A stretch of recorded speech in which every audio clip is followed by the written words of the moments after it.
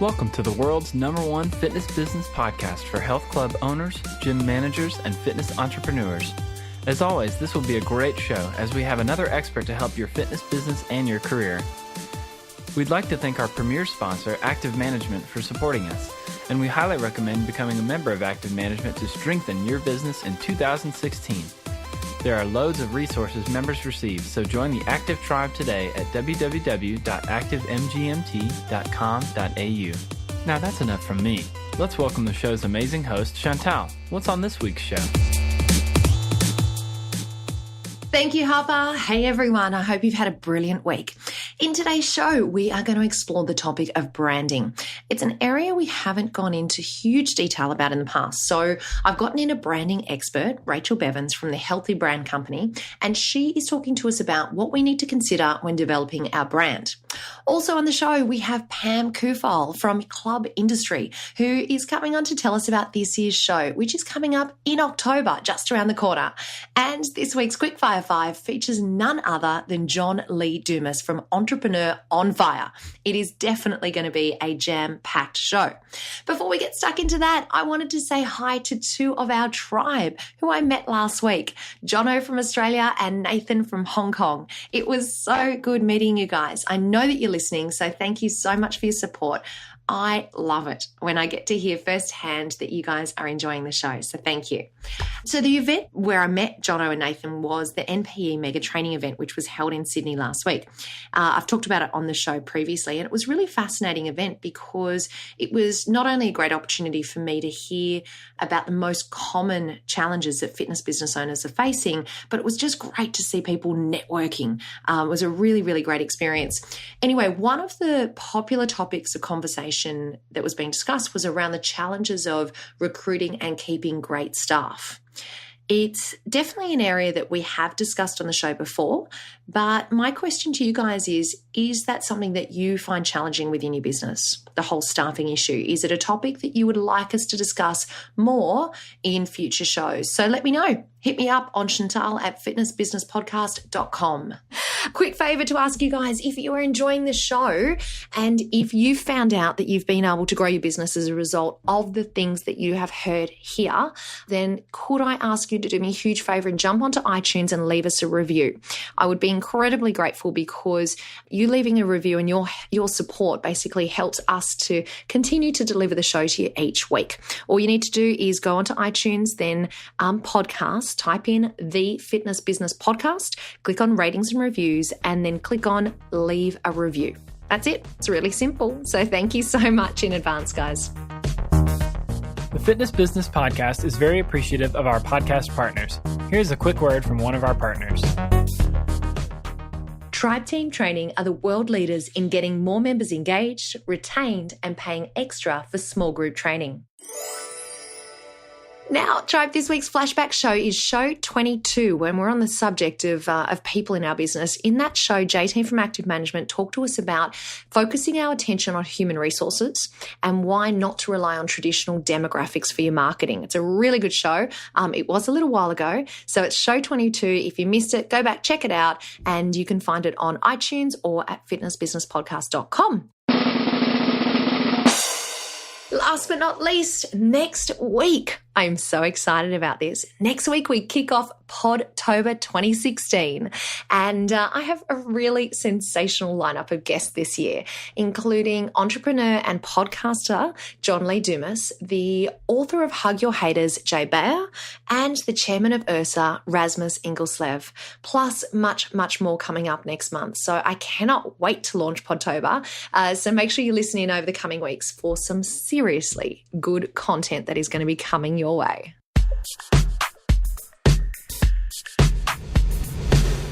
Tribe, Rachel Bevans is a strategic marketer, brand and communications planner, and business director with over 23 years experience leading and motivating people to drive and transform their businesses to be brand-driven, customer-centric, and employee engaged. Her roles span local, regional, and global marketing in Unilever, News Limited, Glenfiddich, and Westpac, and consulting in brand and design, advertising, and research agencies. Rachel founded the Healthy Brand Company on the premise that the healthy business results are achieved by aligning, engaging, and activating people and brands around a common purpose and values. Rachel, first of all, welcome along to the show. I'm actually going to ask you to dive straight in today. Can you start by telling us what is branding these days? Yeah, I mean, I don't think that what a brand is has actually changed at the core. Different people think of it as different things, and I think that's the challenge more than anything. I was trained as a Unilever marketer, and the brand manager and a brand is always driven, in that case, it drives the business and is actually responsible. A brand manager is actually responsible for the P&L. What we find these days is that brand managers and brands are just sort of like they seem to sit in this little ethereal box, and it's separate from the rest of the business, or they're considered as just being a logo. But from my perspective, what branding is and what a brand is that it actually drives the business, and it is absolutely linked to bottom line. So everything from the product and service to communications and innovation, everything that the brand, the business is, says and does is driven by what that brand stands for. Rachel, on your website, you talk about a healthy brand, and obviously we're talking about the Healthy Brand Company. What does a healthy brand mean? A healthy brand really delivers against its promise to customers. So that means that it's totally aligned to what the customer wants, so the customer values, and what the employees value as well. So if you can actually have customers, employees and stakeholders all aligned to what the brand stands for, so you work with them to build your brand in the first place, and then you work with them again to activate that brand across everything that you do, that is a healthy brand. Let's talk about core values. So where would you say that core values and purpose actually fit in when it comes to the brand puzzle? Yeah, at the very, very core. Mm-hmm. So I have always, a lot of people talk about needs, Maslow's hierarchy of needs and all these sorts of things. And a need is something it generally has a position in time, whereas a value is something that sits at the very heart. People's values don't change significantly over time. What they may do is they look for other people, businesses and brands that actually have similar values or complementary values. So something that they feel is missing, or, complementary or aspirational values. They very rarely go to a person, a business or a brand that is of someone that actually doesn't have those values. If they think that they do and then they don't behave in the way that they really want them to, then they'll leave over the point of time. So your values, I think, are what helps you connect at the very, very core. And purpose is what drives you beyond profit, beyond the commercial. What is your higher purpose in life? Rachel, how would you define brand promise? Your promise is really a number of different things that the consumer perceives as what you're promising to them. So they may, you stand for something and you have a number of different messages. So if that's kind of the promise that you're making to your customers, that you will deliver on time, that you will always be friendly, that, all of those sorts of things that you say, and all of those things combine into what you promise to the customer. Now, generally that is promised in some form of communication, and then your experience needs to deliver against that promise. So what you experience on an everyday basis has to be friendly. It has to be open and approachable if that's what you're communicating as your promise.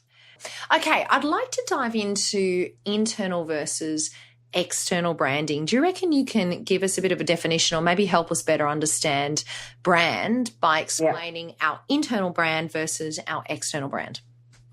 Yeah, I think, our internal brand is really what you live within the business, and the external brand is what is sort of communicated externally to your customers.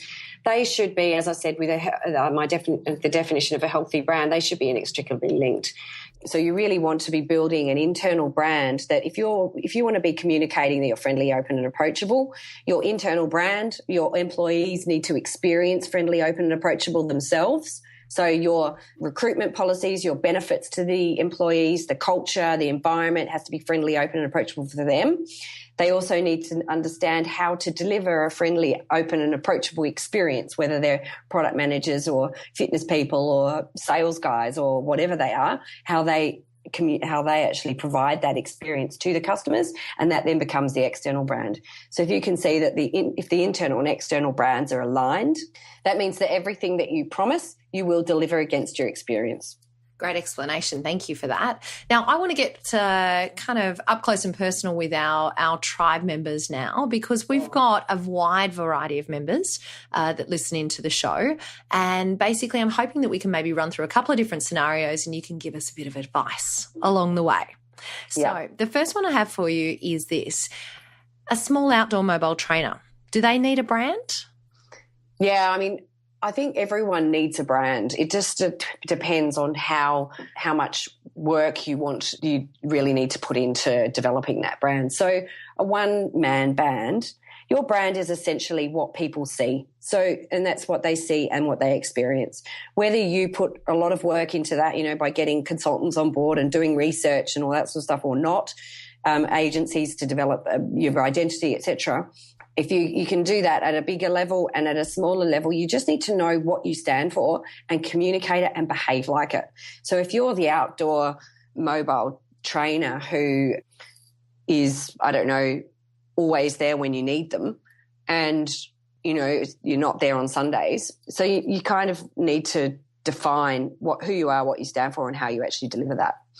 Okay, so let's do that. Let's break it down a little bit further, because I think that a lot of the tribe will be in a situation where they don't necessarily, maybe a startup or maybe a sole trader, don't necessarily have a huge budget to invest in working with an agency or with a consultant. So what would be, I guess, some of those key components for them to identify upfront to say, yep, I want to go about establishing my brand? What are just, let's say, 3 or 4 key components for them to think about? Yeah, absolutely. And I actually have an exercise which is called Brand You, and I did it at Filex. And I think it's kind of just a few key questions that you need to ask yourself. So it's the elevator pitch. So who are you? What do you do? I think that's the first couple of questions you ask.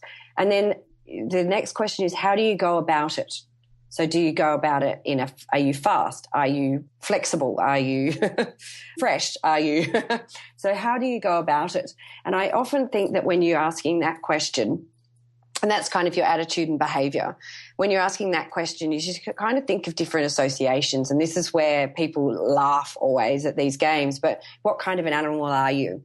So are you a tiger? Are you a staffy? Or are you a Jack Russell Terrier? And if you can actually define, are you a lion or are you a horse? If you can start to define what animal are you, or something simple like that, and then you go, well, why would I pick a lion over a horse? Because you've got courage, because you're raw, but rather than you being really fast and really speedy as a racehorse.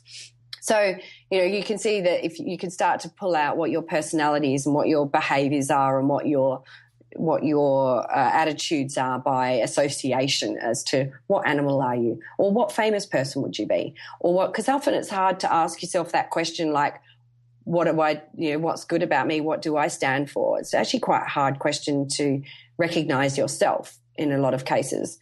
So do it by association. What colour might you be? So that's the starting point. What about medium to large business owners? Where do we take it from there? Yeah, I mean, I think this is where, and I wouldn't say this is wrong for startups. It's a bit more difficult about customers unless you specifically know who your customer base is going to be and you're going to target a specific customer. I would definitely say always talk to customers and try and meet your values, the animal that you are with the animal that they are. So when you become bigger, do talk to you're more likely to have your customer base already. So understand who your customers are, segment them if you can. So are they older, younger? Are they a certain type of person? Are they professionals? Are they, the weekend warriors, or are they, the everyday addicts? Those sorts of things. Attitudinal segmentation I kind of like better than just demographic, but either or. Can you build a profile of who your customer actually is? Could you imagine them, as Jane, and what do they look like? What do they do during the day? What do they do when they're in the gym, etc.? Who are their friends? What would they carry in their handbag? What other brands would they carry in their handbag? those sorts of questions. So really understand who your customer is as a person, not just as numbers or data that you might have gathered. Put a face to the name, bring them to life, and then try to figure, and then you're asking very similar questions about your brand. Who are you? What do you stand for? What do you want to make it? If you were famous, what would you stand for? What do you want to be famous for? How do you go about it? So your behavior and attitude and stuff as a brand, and your employees, their behaviors and attitudes. So you still want to do the same thing from the inside out. And then you also look at the outside in. So who are your customers? So employees, why are your employees with you? So you can actually gather some of your values from there. So you've got your own sort of thoughts as the owner. You've got your employees. You've got your customers, and you may also start to think about who your key stakeholders are as well, whether it's suppliers or shareholders or what have you, and try and align all of those values, bring it into one brand, and then one brand on a page. Make sure you communicate that to everyone so everyone knows what you stand for, and then activate that across everything you do. So what I'm hearing is it's quite a holistic process, isn't it? Because you're involving all of those different stakeholders within your business, essentially. Yeah, absolutely. And I think that's why I always say people and brands are your most valuable assets. So brands are what people remember you for at a very holistic level. But your people are the ones who, more often than not, whether it's your customers or whether it's your employees, they're the ones who are sort of connecting with your brand. Okay, Rachel, I have one last question for you. It's a big one. I'm hoping you can leave us with your very best Fitbispiration and tell us your top tips for fitness business owners to develop their brand. Okay, number one, I think, is think about the people you want to engage. So make sure you do engage your employees, your customers, and your key stakeholders in building or, refreshing your brand. Number two would be, in building a brand, just make sure you absolutely know what you stand for and that your internal and external brands are all aligned. Yep. And number three is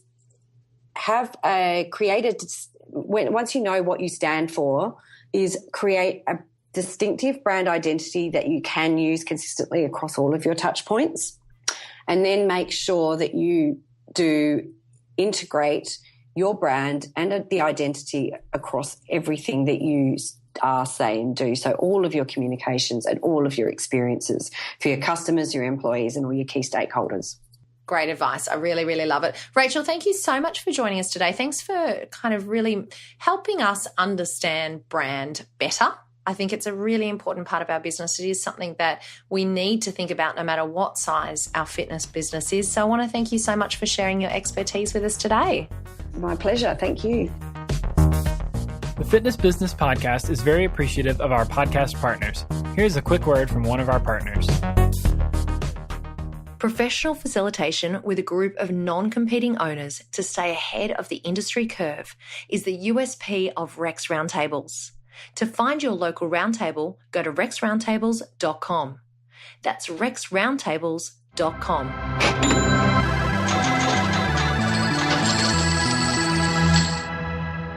Get ready for this week's bonus segment, your extra injection of information, education, and inspiration to strengthen your fitness business. Tribe, as you know, we love to make sure that you are all aware of the latest events that are happening within our industry. And today I am joined by Pam Kufahl, the Director of Content and Engagement for Club Industry. Welcome to the show, Pam. Thank you. Happy to be here. Now, you're here to tell us all about Club Industry. What's happening with the event this year?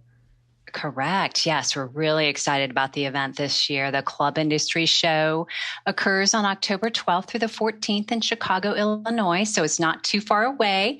And we have a lot of exciting changes this year for the show. The show, as people who have attended the event know, focuses on the needs of club owners and their executive staff, managers, trainers, and group exercise instructors. And a lot of those individuals that are at commercial clubs, but also we have some some nonprofits and hospital wellness facilities and university rec centers. So the show's been around for about 30 years. And as I mentioned before, we have some exciting changes this year. That probably the most exciting is that we've moved from the McCormick Place, which is where we have been for most of the last 20 or so years.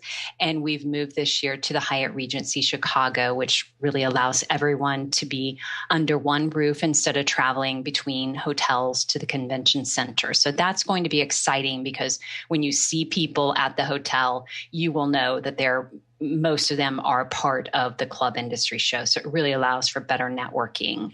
And then that's one other change. We've really increased the focus on networking because that is so important in this day and age where everything seems to be online and you're getting a lot of your knowledge online, to actually have events where you can meet people in person, particularly since the fitness industry is such a personal touch industry. So not only do we have our traditional welcome reception on the first night of the event, but we also have networking breaks between education sessions.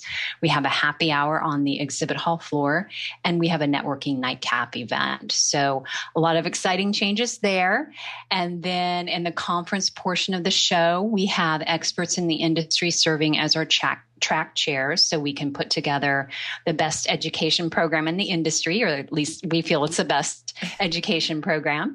And we have sessions this year focused on wellness, which, as those in the U.S. know, has become much more important in the United States with our growing obesity crisis and the new healthcare regulations in place. So this track will really show health club operators the opportunities in getting involved in wellness and how to work with insurers and hospitals and others to serve a greater population of Americans who need help. So we're really excited that we have Cigna, a health services provider, as a sponsor for that track. So that's really exciting for us. And they really want to talk with health club operators about how to work together. And then we also have sessions on leadership, operations, sales and marketing, retention, programming, personal training. And for studio operators, we have 4 sessions on studio operations. So lots of exciting things. Also, one other thing I want to mention is just that Bo Burlingham, who's a well-known business author who wrote the book Small Giants, Companies That Choose to Be Great Instead of Big, he will be giving our keynote address, and he will be speaking specifically to health club operators about how you can take a good club and turn it into a great club. So we're really excited. A lot of fun and interesting changes for the show, and I think attendees will really enjoy it. That sounds incredibly exciting, and that is a jam-packed agenda. There's definitely something in there for everyone. So Pam, tell us, how do people go about booking? Sure. So people go to clubindustryshow.com to register. It's really simple, just clubindustryshow.com.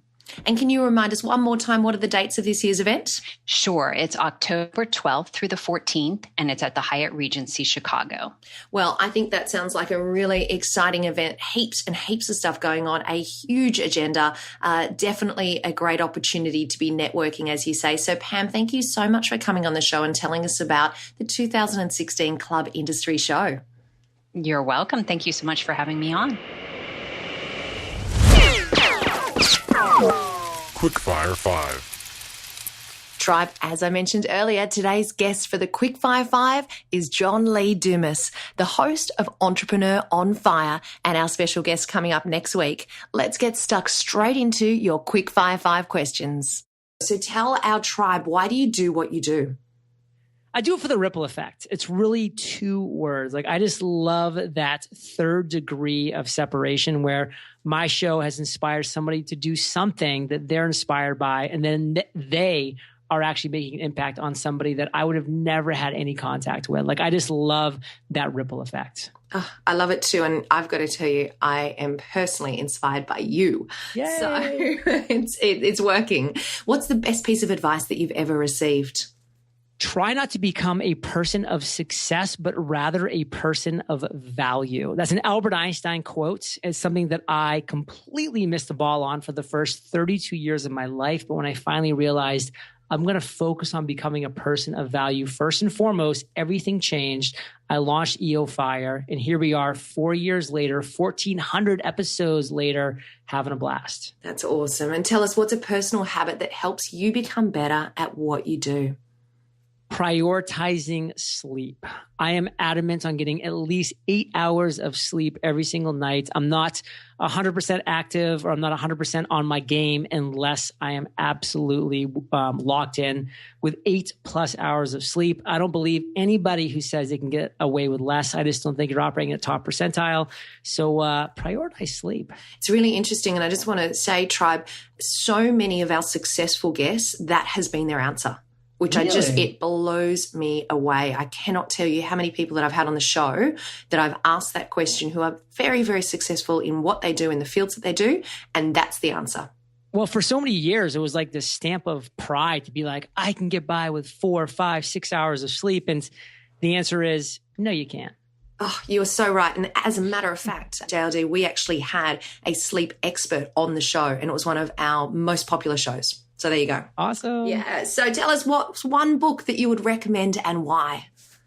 I'm going to go with one that a lot of people probably haven't heard of before, and it's called The Chimp Effect. And it was just a really impressive book that kind of made me think outside of the box about how, a lot of us really just kind of rely on our chimp brains, which is that first reaction to things, that we don't just kind of let that part simmer down a little bit and then let our human brain take over and say, okay, let's weigh the pros and cons, before we lash out or jump to conclusions. So it's called The Chimp Paradox.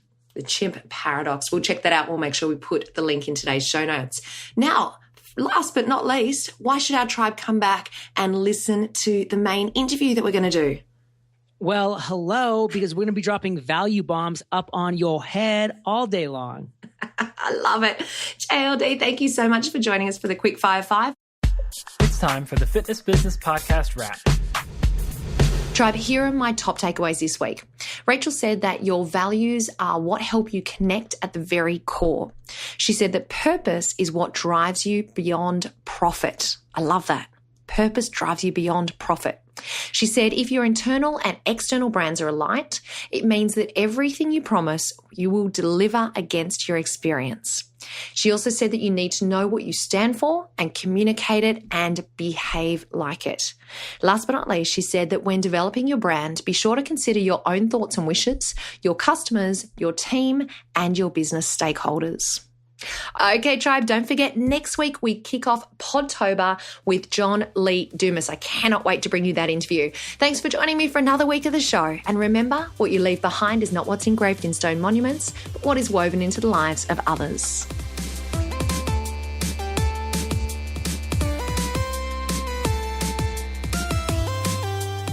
Great show this week that you should be suffering DOMs, delayed onset mind soreness, as you are overloaded, and that's when your mind is strengthened. You and your business have been strengthened thanks to the amazing support of our premier sponsor, Active Management. Check out www.activemgmt.com.au, only if you want to strengthen your business and your leadership. Don't forget, all today's links and notes are found at www.fitnessbusinesspodcast.com, where you can also subscribe and never miss a show and maybe win a prize. Next week is another incredible guest with Chantal, so get ready for more Fit Bizpiration.